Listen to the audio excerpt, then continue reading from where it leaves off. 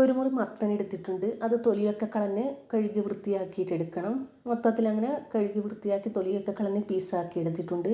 ഒരു മൺചട്ടിയിലേക്ക് അത് ഇട്ട് കൊടുക്കണം. എന്നിട്ട് ആവശ്യത്തിന് വെള്ളം ഒഴിച്ചു കൊടുക്കണം. ആവശ്യത്തിന് ഉപ്പിട്ട് കൊടുക്കണം. 2-3 പച്ചമുളക്, 2-3 കറിവേപ്പില, കുറച്ച് ചെറിയ ഉള്ളി, ഇതൊക്കെ ഇട്ട് കൊടുത്തിട്ട് മൊത്തത്തിൽ അങ്ങ് ഇളക്കി യോജിപ്പിച്ചിട്ട് ഹൈ ഫ്ലെയിമിൽ ഇട്ടിട്ട് ഇത് വേവിച്ചെടുക്കണം. ഇനി മൂടി വെച്ചു ഹൈ ഫ്ലെയിമിൽ വേവിച്ചെടുക്കാം.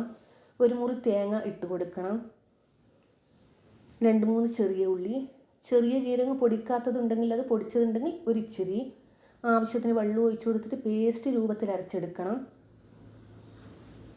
നന്നായി പേസ്റ്റ് രൂപത്തിൽ അരച്ചെടുത്തിട്ടുണ്ട്. ഇനി മത്തൻ വെന്തോന്ന് നോക്കാം. മത്തൻ നന്നായി വെന്ത് വന്നിട്ടുണ്ട്. അത് കുറച്ച് ഭാഗം ഉടച്ചു കൊടുക്കാം. കുറച്ച് ഭാഗം ഉടച്ചു കൊടുക്കുകയൊന്നും വേണ്ട.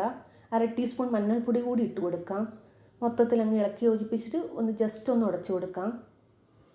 അതിൻ്റെ കൂടെ പച്ചമുളകില്ല, അതുകൂടി ഉടഞ്ഞ് കിട്ടണം. കാരണം ഇതിൽ മുളക് പൊടിയോ മല്ലിപ്പൊടിയോ ഒന്നുമില്ല. നല്ല ടേസ്റ്റുള്ള കറിയാണ്. മത്തൻ കറി എന്ന് പറയില്ല. മത്തൻ കൂട്ടാത്തവർ പോലും ഇത് കൂട്ടിയേക്കും, അത്രക്കും നല്ല ടേസ്റ്റാണ്. അരച്ച തേങ്ങ ഇതിലേക്ക് ഒഴിച്ചു കൊടുത്തിട്ട് ആവശ്യത്തിന് വെള്ളവും കൂടി ഒഴിച്ചു കൊടുക്കാം. മൊത്തത്തിൽ അങ്ങ് മിക്സാക്കി കൊടുക്കാം. എന്നിട്ട് അതേ മിക്സി ജാറിൽ കുറച്ച് വെള്ളം ഒഴിച്ചു കൊടുക്കാം. ഹൈ ഫ്ലെയിമിലിട്ടിട്ട് തിളപ്പിച്ചെടുക്കാം. ഓവറായിട്ട് തിളക്കാൻ നിൽക്കരുത്. ഒന്ന് തിള വന്ന് കഴിഞ്ഞാൽ തന്നെ ഓഫ് ചെയ്യണം. ഓവറായി തിളക്കാതെ നോക്കണം. മൊത്തത്തിൽ അങ്ങ് മിക്സാക്കി കൊടുക്കാം. നല്ല ടേസ്റ്റാണ് ഈ കറിക്ക്. സാധാ കറി പോലെയല്ല. ഈ കറി മാത്രമേ ചോറിന് വേണ്ടൂ. ഇതേപോലെയാണ് മത്തൻ കറി വെക്കുന്നതെങ്കിൽ ഒരു വല്ലാത്ത ടേസ്റ്റാണ്. ഇനി നമുക്ക് ഓഫ് ചെയ്യാം. ഇനി ഒരു പാത്രം വെച്ച് കൊടുത്തിട്ട് അതിലേക്ക് 2 ടേബിൾ സ്പൂണോളം വെളിച്ചെണ്ണ ഒഴിച്ച് കൊടുക്കാം. 1 ടേബിൾ സ്പൂൺ കടുക് ഇട്ട് കൊടുക്കാം. അത് പൊട്ടി വന്നാൽ അതിലേക്ക്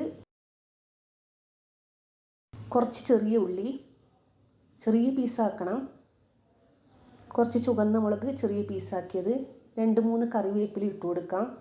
അതൊന്ന് മൂത്ത് വന്നാൽ ഓഫ് ചെയ്യാം. ഹൈ ഫ്ലെയിമിലിട്ടിട്ട് ഒന്ന് വഴറ്റിയെടുക്കാം.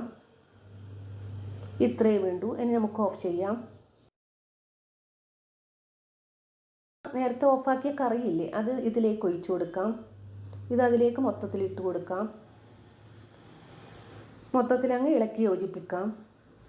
ഈ കറി ട്രൈ ചെയ്യാത്തവരാണെങ്കിൽ ഉറപ്പായും ട്രൈ ചെയ്ത് നോക്കണം. അത്രയും ടേസ്റ്റാണ്. എന്നിട്ട് അഭിപ്രായം കമൻറ്റിൽ അറിയിക്കണേ. 2-3 മണിക്കൂറിന് ശേഷം നല്ലോണം തിക്കായി വരും. നല്ല ടേസ്റ്റ് ഉണ്ടാകും. കുറച്ച് കഴിഞ്ഞാൽ ഇതുപോലെ ഉണ്ടാകും.